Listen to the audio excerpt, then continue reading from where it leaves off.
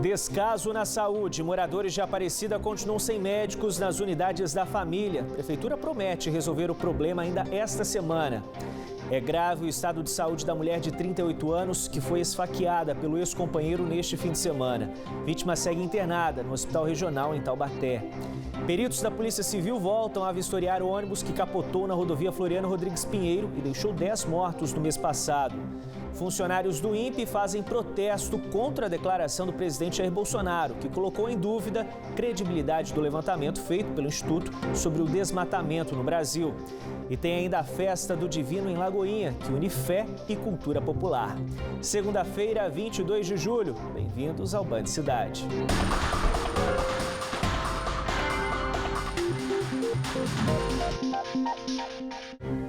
Boa noite para você. Ainda esta semana, a prefeita de Aparecida, Dina Maria Pereira, do PDT, vai se reunir com o Ministério Público. Ela vai ter de prestar esclarecimentos à Promotoria de Justiça sobre a gestão da saúde na cidade. O contrato feito de maneira emergencial com a SAEC no fim do ano passado é alvo de uma investigação. Outro problema é que este mesmo contrato terminou em 30 de junho. E desde então não há médicos nas unidades de saúde da família. A expectativa é de que o atendimento se normalize ainda esta semana, com a celebração de um novo contrato também em caráter emergencial. Os postos de saúde de Aparecida estão com as portas abertas, mas por enquanto nada de atendimento médico à população. Sem saber que estava sendo gravada, a funcionária deste, no bairro São Sebastião, revelou que todas as 10 unidades da cidade ainda estão sem médicos. Nenhuma unidade de saúde tem médico. Só estão os agentes comunitários que fazem orientação. E está tudo assim desde o dia 1º de julho, quando terminou o contrato da prefeitura com a então empresa responsável pela gestão dos serviços na cidade. Coincidência ou não, esse mesmo contrato, feito em caráter emergencial no fim de 2018, é alvo de uma investigação do Ministério Público. O resultado sobra para a população, já que desde então quem precisa de consultas, vacinas ou atendimento odontológico é encaminhado para unidades como o Centro de Especialidades Médicas. Mas esses locais atuam com apenas 60% da capacidade, também como reflexo do fim do contrato. No momento não tem dentista, não tem previsão também, nem dentista, médico eu não sei como é que está a situação. Mas infelizmente eu saí, vou voltar para trás, que para mim isso aí é um descaso. A saúde em Aparecida está um caos, nenhum posto de saúde tem médico mais, você vem no posto central, né, filho? E a gente está preocupado, a gente quer saber qual a solução que a prefeita substituta lá deu para resolver esse caos que está a saúde na Aparecida. Na tentativa de resolver a situação, a prefeitura enviou à Câmara de Vereadores no início do mês um documento decretando calamidade na saúde pública para contratar uma nova empresa também sem abertura de licitação. Só que a aprovação rendeu mais um episódio da história em 4 de julho, quando os vereadores decidiram criar uma emenda para retirar o termo calamidade pública. A gente sabe que a cidade de Aparecida é uma cidade turística, uma cidade que recebe quase 3 milhões de romeiros ao ano. Então a gente viu que alguns vereadores, eles decidiram a fazer o seguinte, a ter essa emenda para tirar essa palavra calamidade pública, que é para deixar um serviço emergencial. Então, foi aonde que fizeram essa emenda no próprio projeto. E o projeto em si voltou para o Executivo. Por fim, a Prefeitura acabou vetando essa emenda e determinou que o Legislativo votasse o projeto original, aprovado na última quinta-feira. Com a aprovação do decreto, o município deve contratar emergencialmente uma empresa do Rio de Janeiro, que foi a que apresentou proposta de menor valor. Mas antes, o processo precisa ser aprovado pela Procuradoria Jurídica do município, o que deve acontecer ainda nesta semana. A secretária de Saúde alega que a demora para contratar a nova empresa foi por questões burocráticas e justifica a maneira como aconteceu o contrato anterior, que é alvo de uma investigação. Porque está sob júdice, né? Até a questão da empresa já contratada pela prefeitura, que foi a empresa GAMP, que teria seu contrato por término dia 8 de junho de 2019. Então, por esse motivo, enquanto não foi rescindido o contrato com essa empresa, não havia a possibilidade de contratar outra empresa por o mesmo objeto. Ela rescindiu esse contrato agora no mês de abril de 2019 e, a partir deste momento, já iniciou de novo o chamamento público para outras empresas com interesse de trabalhar no nosso município. E, enquanto isso, houve, então, o término do contrato com a empresa SAEC, que estava no município, de 180 dias, no dia 1º de julho.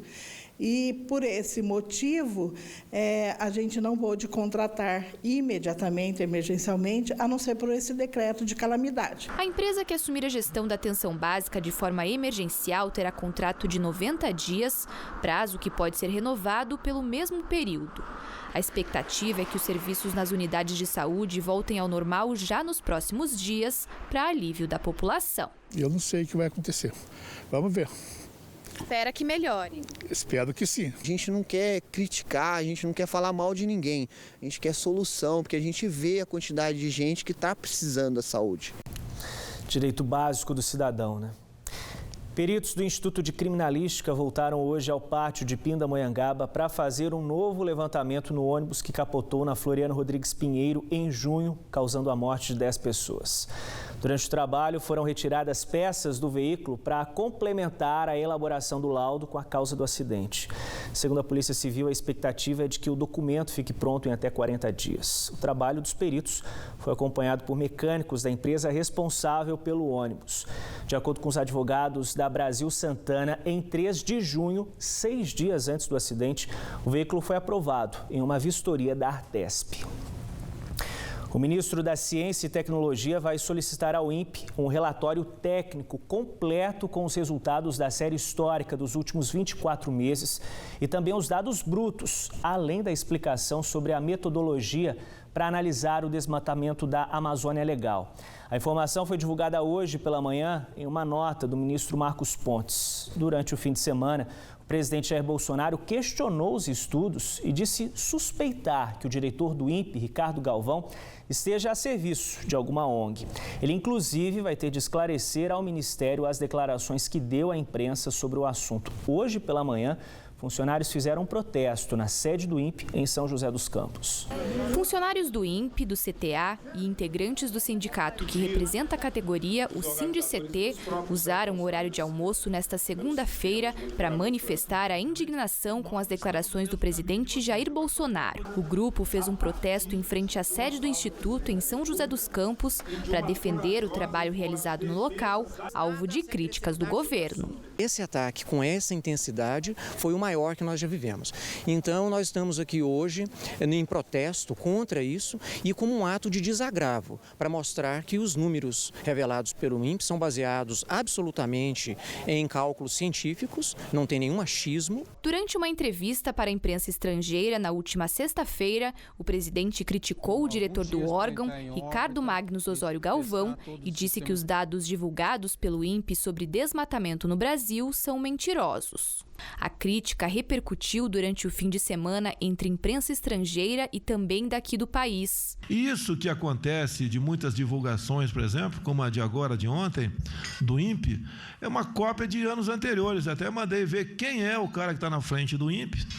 Para ele vai ter que vir se explicar aqui em Brasília esses dados aí que passaram para a imprensa do mundo todo, que, pelo nosso sentimento, não condiz com a verdade. Até parece que ele está a serviço de alguma ONG, que é muito comum. Nesta segunda-feira, o ministro da Ciência e Tecnologia, Marcos Pontes, emitiu uma nota onde apoia o presidente Jair Bolsonaro.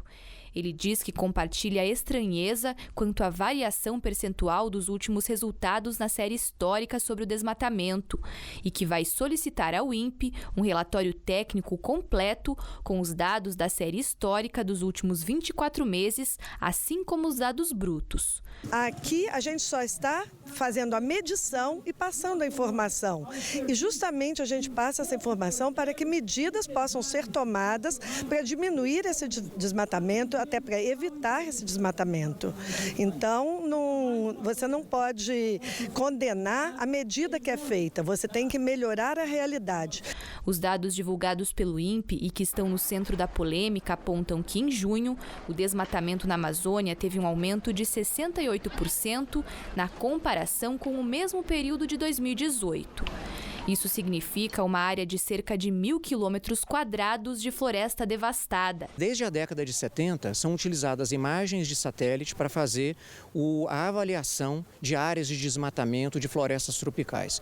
O INPE é pioneiro nisso e toda a metodologia vem sendo desenvolvida e aprimorada ao longo de décadas.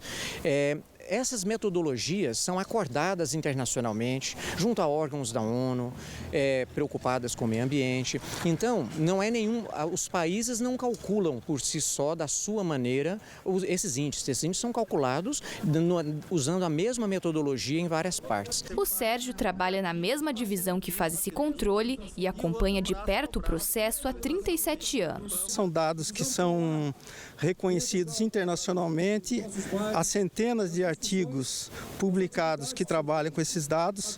Então nós temos não só uma convicção nossa interna, como da comunidade científica do Brasil e também do exterior. Depois do intervalo, bombeiros localizam em São Sebastião o corpo do surfista que estava desaparecido desde a semana passada. E ainda os detalhes da previsão do tempo. De olho na hora, 7 horas e 1 minutinho. Continue com a gente em instantes. Estamos de volta com Band Cidade.